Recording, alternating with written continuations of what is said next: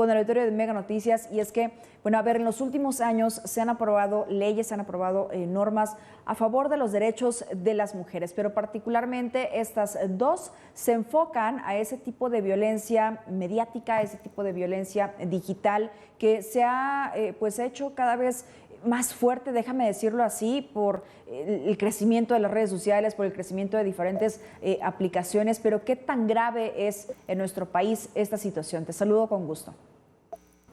Hola Mitzi, buenas tardes. Un saludo a todo tu auditorio. Pues déjame decirte que efectivamente estamos sentando como las bases porque todavía hace falta perfeccionar el tema de la violencia digital, si es esa la manera adecuada de pronto señalarlo. Porque bueno, cuando hablamos de la ley Olimpia, que vi que tenías ya ahí a la compañera Olimpia Melo, pues justo hay una serie de características que ya están ahora señaladas en las leyes, están plasmadas, sin embargo necesitamos ir todavía un paso más adelante. ¿No? No solamente es que se difundan las imágenes sin consentimiento, que puedan ser consideradas imágenes íntimas o videos íntimos, ¿no? Sin consentimiento, y entran una serie de características, incluso si eres menor de edad o mayor de edad. Se han sentado las bases a través de la ley Olimpia, pero aún nos quedamos cortos. Y nos quedamos cortos porque aún hace falta que las instituciones tomen un curso para saber exactamente qué es lo que sí pueden hacer y cómo lo pueden hacer, ¿no? Esto es, en muchas ocasiones llegan mujeres que tienen esta amenaza de que van a publicar sus imágenes, acuden a las instancias correspondientes y no se les da entrada porque todavía no se sabe qué hacer al respecto, o porque están esperando a que sean publicadas para poder actuar, ¿no? Eso deja, esas lagunas dejan también en un estado de indefensión a las mujeres, ¿no? Y también lo que nos está diciendo es que aún no hay una capacitación ni hay una sensibilización plena en todas las y los funcionarios. Ahora bien, cuando hablamos de la ley Ingrid, esa fue muy importante, fue súper importante porque además surge justo en plena pandemia, ¿no? Después de un feminicidio atroz, eso se estilaba mucho, creo que ahora ha disminuido, pero se filtraba información y fotografías de las víctimas, que además tiene este mensaje simbólico de revictimización, ¿no? Y que es terriblemente grave para su familia. Sí. Porque te topabas, ¿no?, con las imágenes estas desastrosas, terribles, súper violentas, en cualquier periódico en la esquina, ¿no? O en cualquier periódico que se vendiera en cualquier lugar, ¿no? Entonces, bueno, eso ya obliga a servidores públicos a, pues, como cerrar por ahí ese tipo de prácticas que tenían de venta de información a los medios, porque pues lamentablemente sigue vendiendo todo lo que es morbo, ¿no? Y es importante señalar que surge en la pandemia, porque lo que te quiero decir es que las mujeres no han dejado en ningún momento, como no han bajado la guardia cuando se trata de este tipo de crímenes atroces, ¿no? Y que han estado como con esta exigencia, y afortunadamente ha habido una escucha activa que nos ha permitido tener poco a poco pues un andamiaje jurídico un poquito más entero, ¿no? Claro, que es que realmente lo que se necesita y que se aplique adecuadamente. Tú lo mencionabas hace unos momentos, hace falta capacitación para los funcionarios porque están esperando a que ocurra, y lo que se trata es evitar justamente que llegue a ese punto. Ahora, estaba leyendo un poco de la biografía, un poco de el contenido de estas leyes, pero también cómo nacen tanto la ley Olimpia como la ley Ingrid, y en ambos casos son casos de mujeres poblanas. Esto no quiere decir, y ojalá nos lo pudieras explicar, Ana, que en Puebla ocurran más casos que en otros lados y que por eso se están surgiendo tal vez o son los puntos de partida. ¿Cuáles son las entidades en donde más están ocurriendo este tipo de situaciones? Y pareciera además, Ana, que se está normalizando este tipo de situaciones. La violencia contra las mujeres siempre ha sido un tema que normaliza y por eso en ocasiones es muy difícil identificar, ¿no? En el caso de estas dos leyes y de las Sí. personas de las que fueron víctimas, yo sí te podría decir que los números lo que nos dicen es que en todo México tenemos una situación de violencia contra las mujeres muy fuerte, ¿no? Y eso lo podemos ver solamente con el número de estados que tienen alerta de violencia de género y el número de estados en que aún están en espera de que sea declarado, ¿no? Tenemos, cuando hablamos de violencia de género, implica un montón de cosas, ¿no?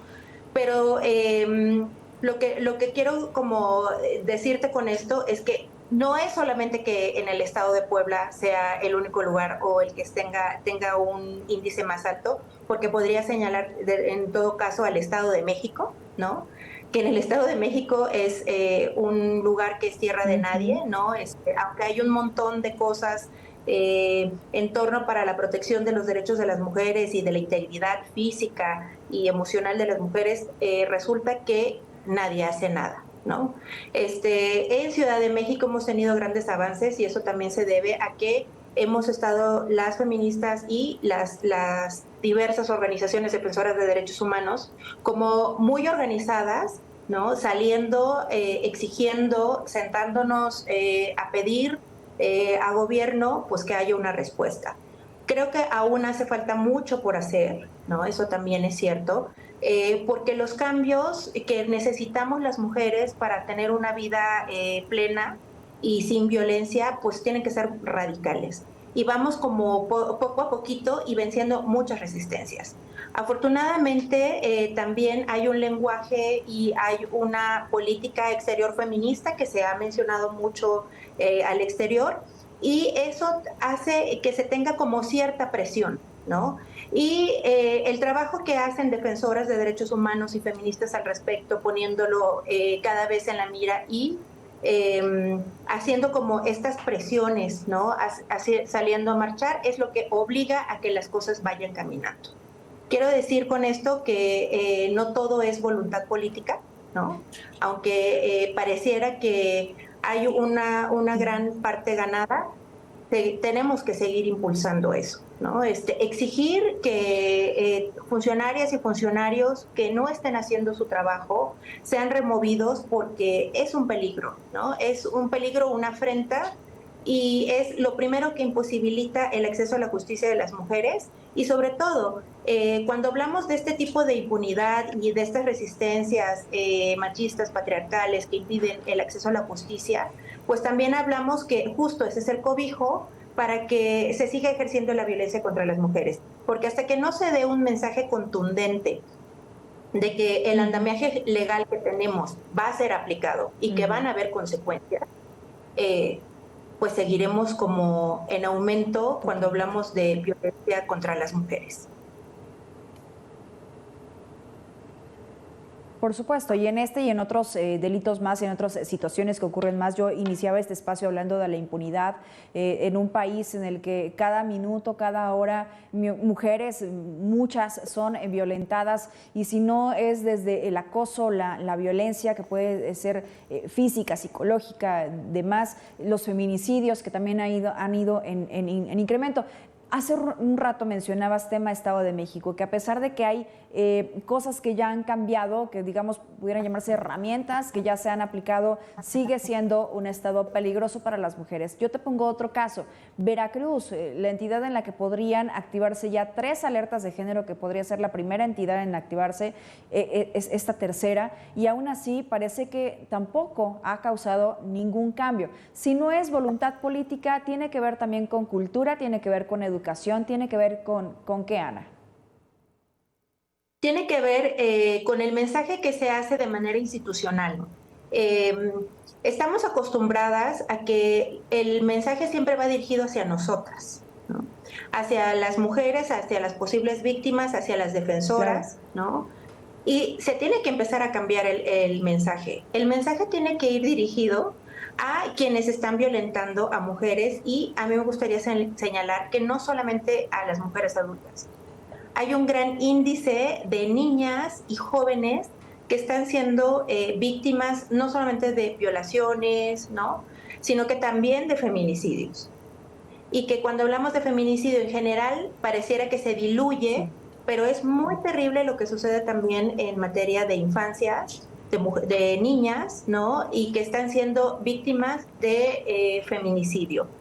Tiene que empezar a cambiar la narrativa, tenemos que empezar a decirles a quienes ejercen esta violencia en contra de nosotras que hay un castigo, ¿no? Que no hay una tolerancia cero a esta violencia que se ejerce en contra de nosotras y se tiene que hacer efectivo. Además de esto, porque también entendemos que una mirada punitiva no lo es todo, tenemos que empezar a hacer y hablar de esta construcción de las masculinidades y el ejercicio de la violencia de los compañeros, ¿no? El gobierno tiene, de la misma manera como hay muchas cosas para que las mujeres se puedan organizar, pensarse, replantearse, tienen que empezar a generar espacios para los hombres que les permita la reeducación, ¿no? Y empezar a cambiar también el sistema, pues el básico, porque desde la primaria, los estereotipos, los roles, los ejercicios de violencia están desde ahí colocados. Entonces tenemos que hacer un cambio radical y tendremos que estar haciéndolo desde diferentes flancos. Sí, por supuesto. Ahora, ya que has tocado el tema de las edades, particularmente las víctimas de este ciberacoso, de este acoso cibernético, de publicación de imágenes y demás, menores están siendo víctimas de ello, porque vemos un acceso pues casi ilimitado de jovencitas, jovencitos a las redes sociales, a los diferentes grupos de WhatsApp y de otras plataformas más, en donde pues básicamente lo que ocurre allí para ellos es muy público. Sí, y lo terrible es que las redes sociales juegan un papel muy importante cuando hablamos de tratas con fines de explotación sexual, ¿no? No solamente se da este tipo de violencia cibernética, ¿no? Las juventudes de los 12 años a los 16 están siendo no solamente enganchadas, sino que también extorsionadas, porque se combinan una serie de situaciones, ¿no? Sí. Hay una red muy grande de prostitución y eso se tiene que decir y señalar como parte también del problema. Y se tienen que empezar también a hacer una educación digital, ¿no? Para las juventudes. Bueno, para personas un poquito más grandes de 16 en adelante, hay algunos talleres porque está también como esta mirada de no quererle negar a las juventudes ciertas experiencias, ¿no? Y hay talleres muy buenos de orientación digital y cuidado digital que les permite tener ciertas actividades de manera protegida. Sin embargo, yo tal vez porque soy de la vieja escuela, lo que recomendaría es que los padres estemos más al pendiente de las actividades de los teléfonos y de las redes sociales de nuestros hijos, tener la clave, ¿no? De Facebook, de Instagram, para saber con quiénes se están comunicando y qué se están comunicando, ¿no?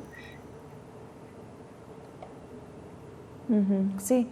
Y aunque no seas de la vieja escuela, Ana, es importante, ¿no?, que todos los padres estén al pendiente de sus hijos. Sabemos, bueno, pues las actividades que podemos llegar a tener, lo absorbente que puede llegar a ser un trabajo, pero, híjole, tenemos que estar ahí porque muchas de las cosas pasan precisamente por la falta de atención. Así es, así es. Y buscar de pronto alternativas, insisto, para poder hacer un correcto uso de las redes sociales, no cuidar qué es lo que publicamos, qué es lo que transmitimos de información. En el caso de niñas de 12 a 16 años, quedan enganchadas en muchas ocasiones por gente que se hace pasar por gente de su edad, ¿no? Cuando en realidad son adultos. Y ahí empieza como el primer gancho y la primera extorsión que las puede llevar a muchas otras cosas terribles, ¿no? Desde perder su libertad, hasta perder dinero, porque también en ocasiones son extorsiones monetarias, pero ese es en el mejor de los casos, por así decirlo, ¿no? Pero hay ocasiones en donde esos son los ganchos para poder atrapar a las niñas, ¿no? Y hacer con ellas trata con fines de explotación sexual. Así es, tomar todas estas recomendaciones en cuenta porque hay situaciones bien peligrosas y como tú decías, lo menos quizá que se les pueda llegar a pasar es perder dinero, ¿no? Por estas extorsiones. Lamentable que ocurra estas situaciones, pero es una realidad, no solamente en nuestro país, en todo el mundo. Ana Elena Contreras, gracias por esos minutos con el auditorio de Mega Noticias. Hay que seguir hablando de estos temas y hay que seguir dando la información a víctimas o incluso posibles víctimas que se puedan llegar a presentar. Asesora en materia de derechos humanos. Buenas tardes. Buenas tardes, Mitzi.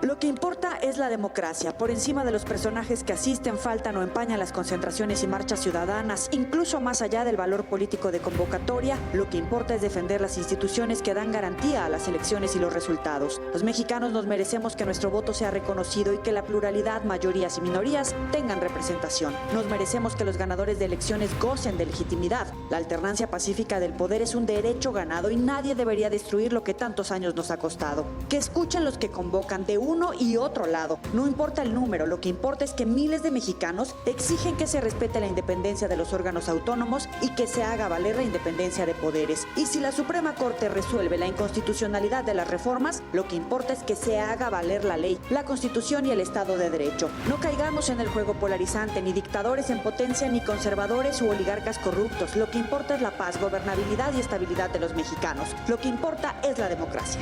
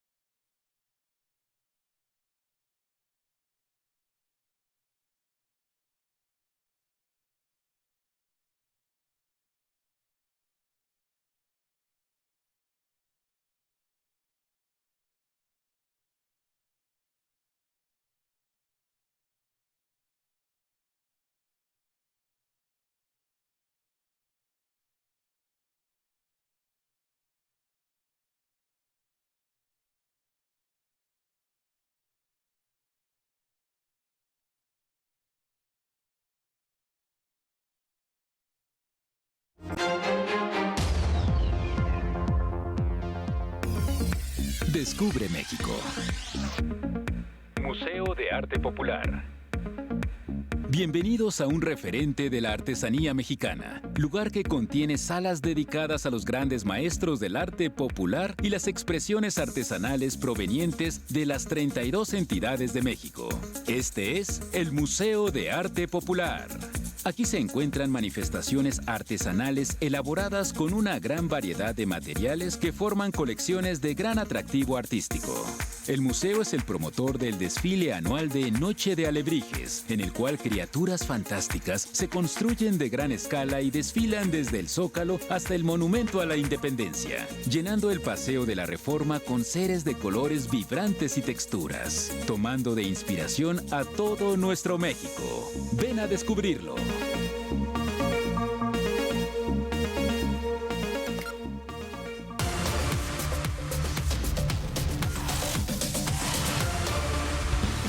Saludos amigos, bienvenidos a la información deportiva. Ha sido un muy buen fin de semana para el deporte mexicano con 2 selecciones nacionales que han asegurado su boleto a su mundial. Iniciamos con la selección sub-17 que ayer le ganó 3-1 en el premundial a los Estados Unidos. Con ello se convierte en campeón por 5ª ocasión consecutiva dentro de este selectivo regional y confirma su lugar en el mundial. México es una potencia en el mundial sub-17 con 2 títulos del mundo en 2005 y 2011, además de 2 subcampeonatos. Una alegría por fin después de tanto fracaso en selecciones nacionales y el fin de la era